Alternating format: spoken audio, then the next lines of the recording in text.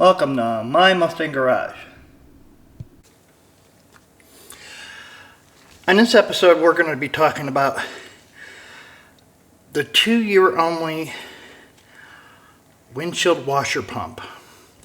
It's mounted under the dash like this on the firewall, and you push down on the pump and it pushed the rubber bellow right here in, and it squirted out washer fluid out of these ports. The big port is the fluid coming in. The little port goes to the windshield wiper nozzles, sprayer nozzles. Now this little switch right here, the little switch that they put on here is for every time you push this pump, you open a switch back here and it turned on your windshield wipers, so you're not wiping your windows dry. So I remember years ago when I drove one of these 67 Mustangs, it was a great feature because if it was just intermittently sprinkling outside, you tap on it and it would do the wipers. Just tap on it and no washer fluid would come out. You really have to push it all the way in to get washer fluid out of it, just like it just did. This one has a tag and it's fallen off, but it has the imprint of the Ford logo still on it. I'm going to put this back on, but I'm going to take it off right now and put it aside to preserve it. What it does is, it's a bellows, and it just pushes this bellows in and it pushes the fluid straight out of it. What we're going to do is we're going to test this, and the best way to test it is go ahead and get yourself the hose kit. I got this years ago. It's the windshield washer hose kit. You can use all the hoses, but for this demonstration purposes, I'm going to go ahead and just hook up the big hose here. And I have clear aquarium hose that I got at the store. And that's just going to go on there. That's just going to see how well it's flowing. Now you're going to want a little bit of washer fluid in this, so you're not spraying it everywhere out the bowl, so it just bubbles out and fills up the bowl. And you're going to get washer fluid and just stick it right in the bottle.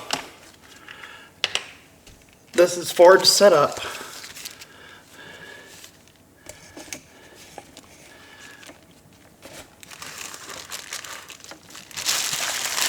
Let me take this and put it off the side. This is actually Ford's setup. Imagine this is the washer bottle. All it is a hose that feeds it. And it will already start to siphon itself through. It's almost a gravity feed system. The fluid's always inside this bellows right here. So it's gonna start priming itself just by gravity alone. See, it's starting to come out a little bit. But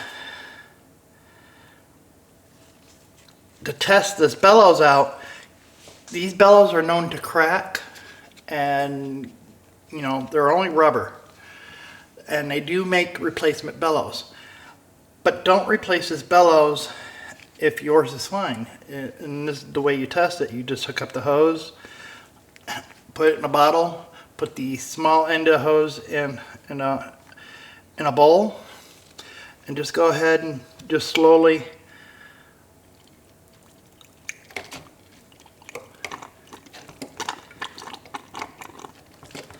press it as if it was in the car.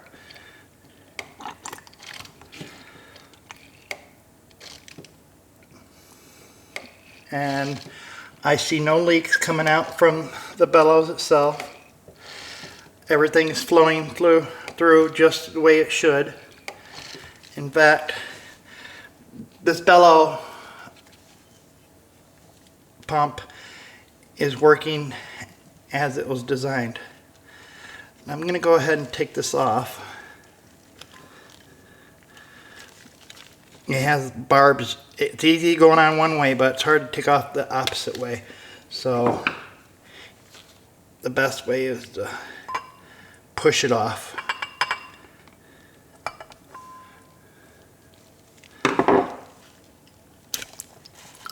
Let's get all that fluid back in there.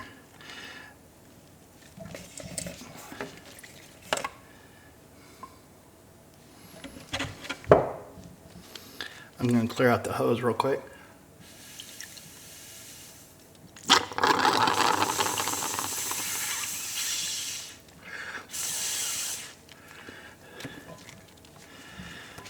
Put that off to the side. I'm going to take off this hose.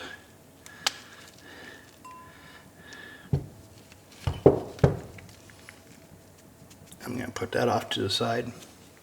We're done with that. We know it works. I'm going to put the washer fluid back in the bottle since... Oh, I'm making a little mess here. Maybe I need a little funnel. Let me get a little funnel.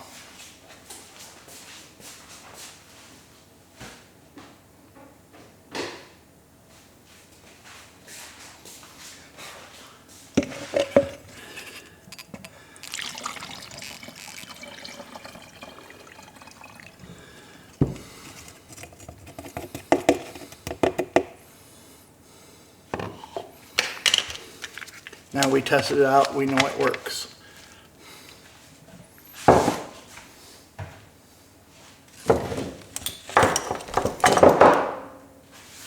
Clean up my little mess right here. It's gonna be a little bit wet, but that's how it works. Now what you're gonna do is these feet, sometimes these feet right here that mount to the firewall, the firewalls tend to rust out in this general area because it's right above the torque box. And they rust out up to a certain point and they get weak, and when you go to use this pedal, they kind of distort and bend these tabs, and the angles may be really off. If your firewall's fine, that means your tabs are straight and the holes line up to the holes in the firewall. But if you have a brand new firewall, put this on the firewall and see if the holes line up. You may have to take and bend these out to where they belong and straighten out the feet. And some people over the years have, jammed it with their feet as hard as they possibly can, and they can make these feet bend one way or the other and be really distorted. You want to get this flat on the firewall, coming straight at you without it going one way or the other and looking weird. You want it to come straight out. So I suggest that you put this on the firewall and see how it's doing. You may have to adjust these to go one way or the other to go straight out. There are some people that take a little piece of steel and weld it here and bridge over to here to give it structure. We're not talking about a big piece of steel.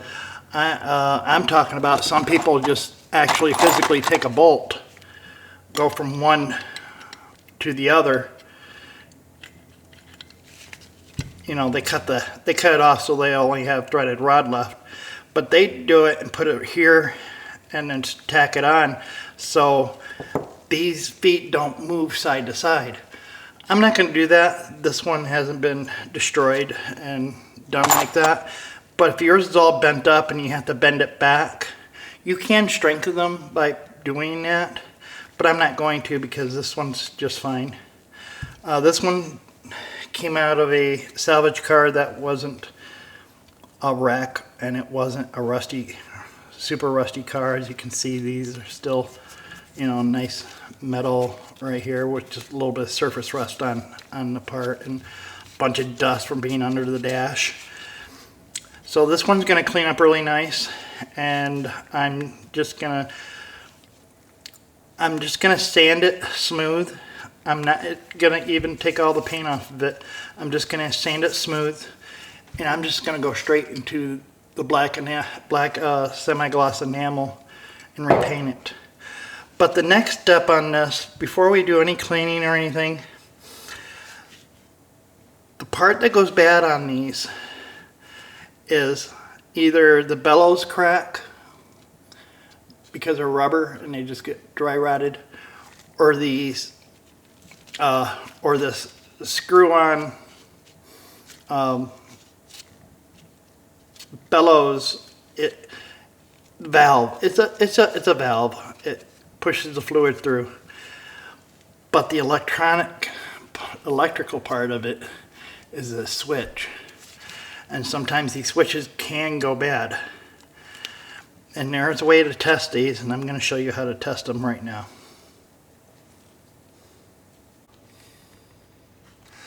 Now we're going to go ahead and test the switch right here.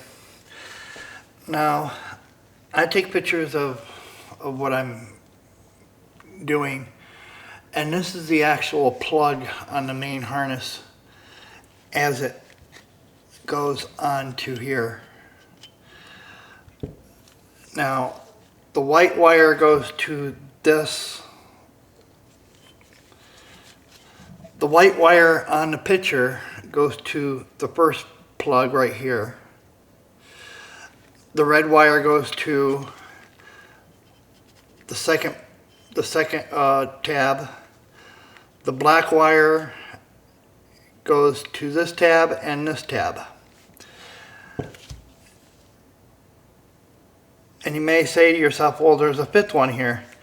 That fifth one is there as a bypass in case the switch goes bad. It doesn't take down the wiper system. That's the only reason why that's there. If this switch fails, you don't lose your wiper system. Now, that's the plug itself, and this is the wiring diagram, complete setup. It's a little dark. I know you can hardly see it, but that's the pedal itself, and it shows the wires coming in, and which is the plug, and that's the colors of it. So what you do is, you know, this one's white and red and black, and you'll see that it goes from the switch. It has main power coming in.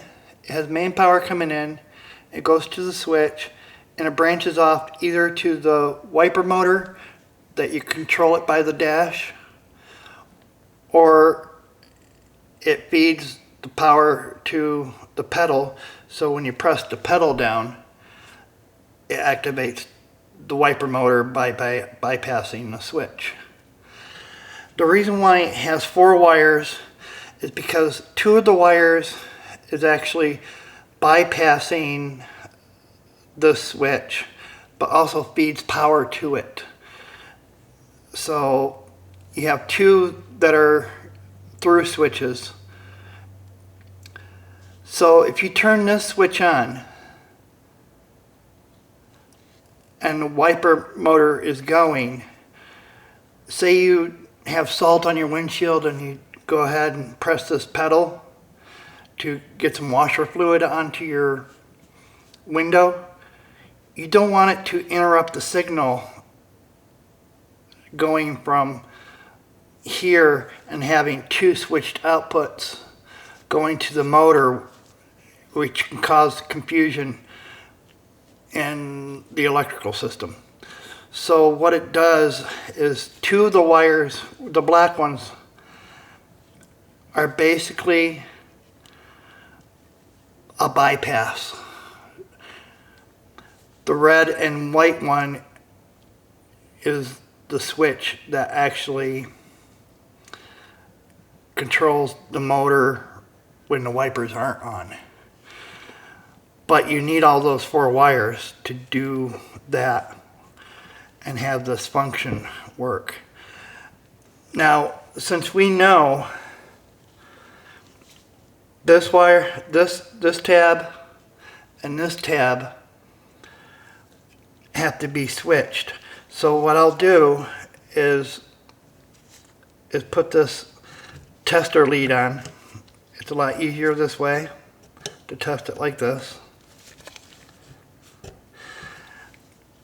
And we're going to use the ohm function. It doesn't matter if you put power in this one, or what we're doing is testing ohms. It tests the switch. What you want is between 0.01 would be great. It means it's getting really nice conductivity through the switch.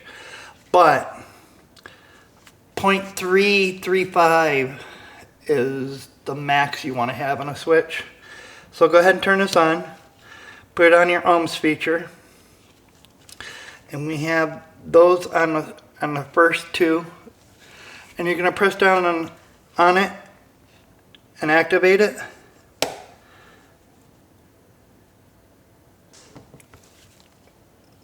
Let me make sure I have good contact with this. I don't have an alligator clip, it's just sitting in there. 0.0.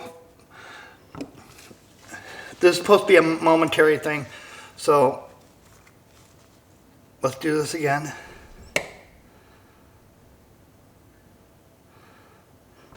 I'm not getting good enough contact. It's because I don't have alligator clips to hold it on. I need a really good conductivity. My problem is this switch is really, this pedal has got a big beefy spring on it. There we go. 0.1. It's going to fluctuate a little bit, but it's showing that the switch is working. We're going to take this off, and now we did these two. Now let's do the other two. Just like that.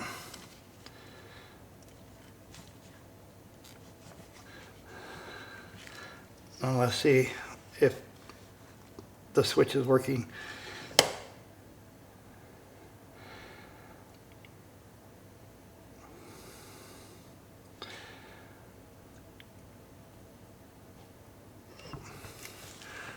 My problem is I'm not getting a really good conductivity through this because I don't have it like clipped on there. It's just sitting in there and it's getting a weird reading.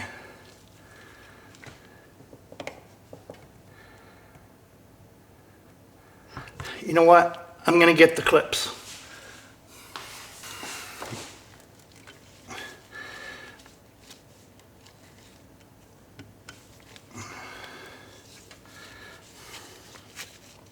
I want to be able to get a good reading.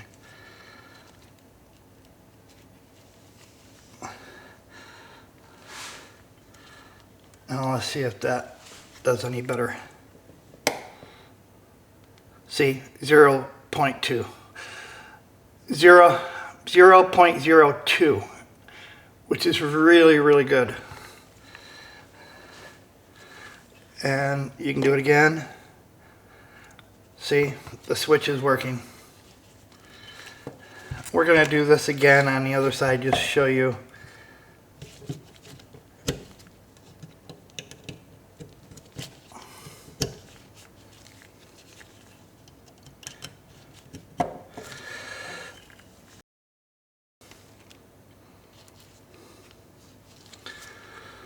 And let's press down on that.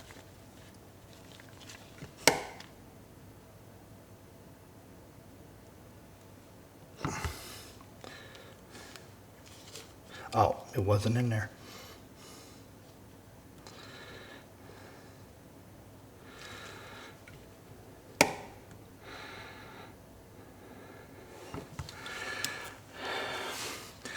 So apparently the clips on the bottom side have to be done. And now let's try it. 0.02.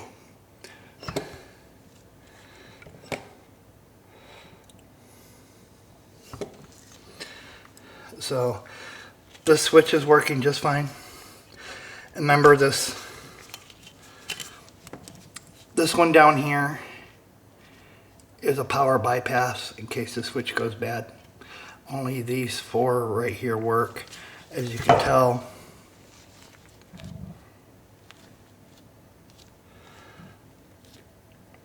there's only 4 wires, and these 4 are actually like this, and this down here is just a bypass built into the plug.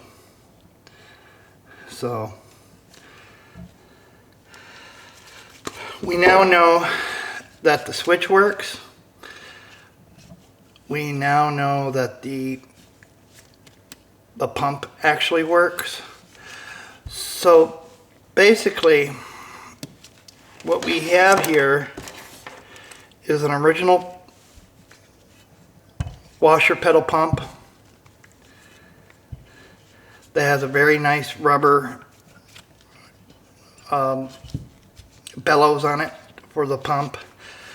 We know we have a working switch. The only thing wrong with this is cosmetic. I'm going to go ahead and start taking the paint off of it. But first I'm going to protect this little white square area. I'm not going to paint that. I want to keep that to put the part number,